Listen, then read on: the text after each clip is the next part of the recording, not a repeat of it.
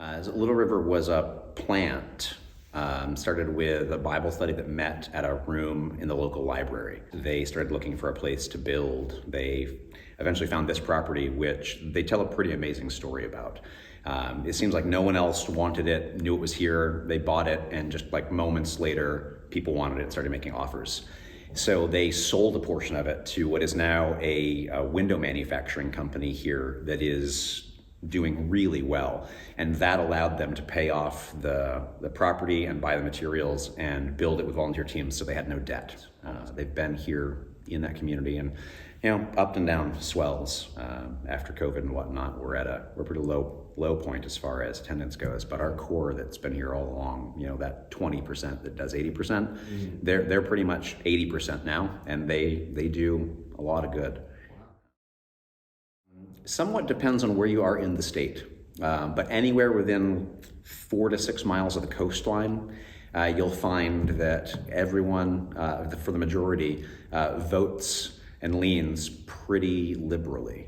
So we have a community that does a lot to emphasize much of the current cultural movements on gender and sexuality.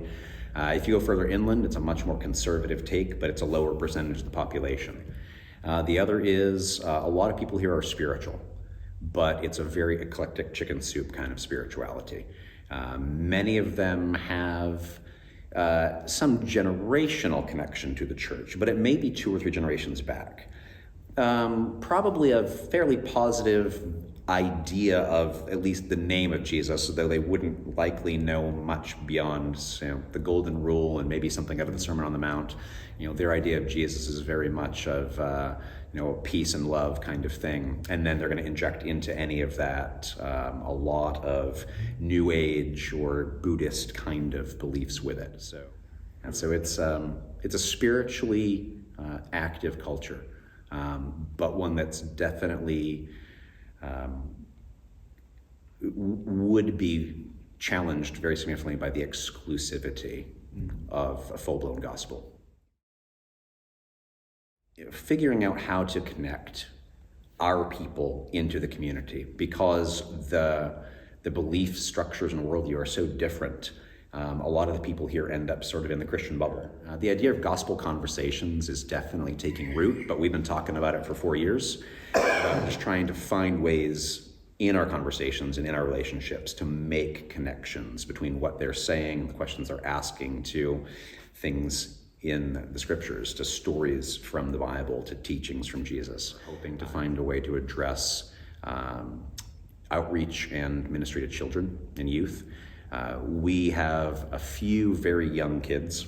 Mine are, about a third of them that are in the church, but we really struggle, mostly because of the size of our congregation, to have enough support to do a children's ministry for them.